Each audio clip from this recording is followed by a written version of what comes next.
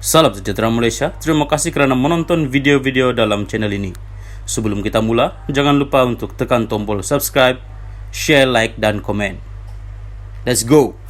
Salam sejahtera dan selamat petang kepada semua pendengar berita panas petang ini dari Parlimen. Dari kerusi Ketua Pembangkang, Anwar pindah ke kerusi Perdana Menteri. Berita penuh, Anwar Ibrahim yang menjadi ahli parlimen pertama yang beralih secara terus daripada kerusi Ketua Pembangkang ke kerusi Perdana Menteri. Dia akan digantikan oleh Hamzah Zainuddin PN Larut yang memasuki panggal keduanya sebagai ahli parlimen pembangkang sejak 2018. Kedudukan Ketua Pembangkang itu amat penting kerana ahli parlimen itu lazimnya akan menjadi orang pertama diberi peluang membahaskan sebarang usul atau rang undang-undang yang sangat penting. Ia juga adalah tradisi dalam sistem Westminster yang memperuntukkan jawatan Ketua Pembangkang untuk calon bakal Perdana Menteri. Hamzah 65 sebelum ini adalah Menteri Dalam Negeri semasa pentadbiran Muhyiddin Yassin dan kemudiannya ketika pentadbiran Ismail Sabri Yaakob. Perdana Menteri sebelum Anwar, Ismail Sabri Yaakob, BN Bera, telah dipindahkan ke Blok D walaupun masih di barisan hadapan. Ismail Sabri diapit oleh penasihat PKR Dr. Wan Aziza Wan Ismail, PH Bandar Tun Razak dan pengurusi DAP Lim Kuang Eng, PH Bagan. Hishamuddin Hussein, BN Semborong pula duduk di sebelah Syed Siddiq, Syed Abdul Rahman, Muda Muar. Blok D terletak betul-betul bertentangan dengan speaker dan lazimnya dihaskan untuk pemimpin kanan penyokong kerajaan.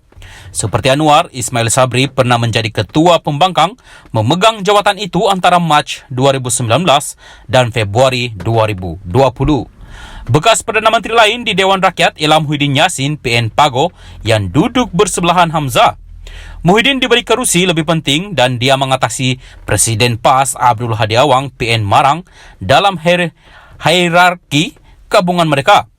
Turut berada di Blok Pembangkang adalah bekas pemimpin UMNO Syahidan Kasim PN Arau yang duduk bersebelahan dengan Saifuddin Abdullah PN Indra Mahkota. Di sebelah kanan Anwar, dia akan disokong 4 rakan utama, pengurusi BN dan Presiden UMNO Ahmad Zahid Hamidi, BN Bagan Datuk, Fadila Yusof GPS Petra Jaya, Setiausaha Agung DAP Anthony Lok, PHN Seremban dan Presiden Amanah Muhammad Sabu, PH Kota Raja. Apa yang ketara, dia turut memilih Menteri Dalam Negerinya Saifuddin Nasution, Senator PH, untuk berada di belakangnya. Kedua-dua Perdana Menteri sebelum ini telah memperuntukkan kerusi berkenaan kepada Menteri Undang-Undang mereka iaitu Taqiyuddin Hassan dan Wan Junaidi Tuanku Jaafar. Sebaliknya, Menteri Undang-Undang Anwar, Azalina Said Othman, BN Pengerang, duduk di barisan 3 betul-betul di belakang Saifuddin. Menteri Undang-Undang adalah jawatan penting dan sering dipanggil oleh Perdana Menteri untuk menjelaskan rang undang-undang kepada Dewan Rakyat, terutama yang berkaitan dengan perlembagaan persekutuan. Sementara itu, laman web Parlimen menyenaraikan Jonathan Yassin, JRS Ranau dan Mat Bali Musa, JRS Sipitang sebagai ahli bersatu. Bagaimanapun, laman web itu tidak menyenaraikan Armizan Muhammad Ali Papar dan Khairul Firdaus Akbar Khan Batu Sapi yang kedua-duanya ahli parlimen yang menang atas tiket Gabungan Rakyat Sabah GRS. Keempat tempat mereka mengumumkan keluar dari bersatu pada 10 Disember, mencetuskan spekulasi sama ada keputusan mereka telah mencetuskan peruntukan anti lompat yang terkandung dalam perkara 49A Perlembagaan Persekutuan terkini dari Parlimen. Salam sejahtera dan selamat pagi kepada semua pendengar berita panas. Pagi ini dipetik daripada BH Online bertajuk Fahmi kesal pemuda PN lapor polis perjanjian kerajaan perpaduan. Berita penuh, Kuala Lumpur, Menteri Komunikasi dan Digital Fahmi Fadzil melahirkan rasa kesal terhadap laporan polis yang dibuat oleh pemuda Perikatan Nasional PN berhubung perjanjian persefahaman kerjasama antara pemimpin parti-parti dalam kerajaan. Beliau turut menyifatkan tindakan itu sebagai biadab dan tidak menghormati keputusan Majlis Raja-Raja kerana mendakwa perjanjian yang diusahakan oleh Kerajaan Perpaduan sebagai satu pakatan jahat. Kita kena ingat, kerajaan perpaduan ini ditubuhkan atas nasihat yang di-Pertuan Agung Al-Sultan Abdullah Riayatuddin Al-Mustafa Bilal Shah. PAS dalam kerajaan sebelum ini pun pernah tunjuk sikap derhaka kepada tuanku.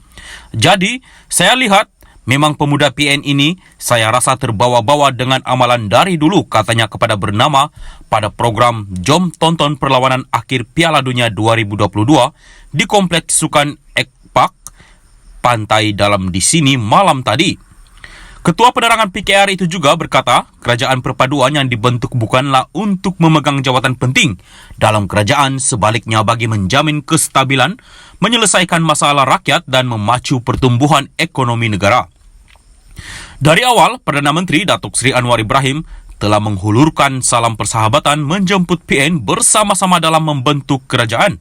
Memandangkan mereka masih enggan, maka berhikmatlah sebagai pembangkang dan setia kepada tuanku. Saya rasa mereka perlu nilai balik perkara ini.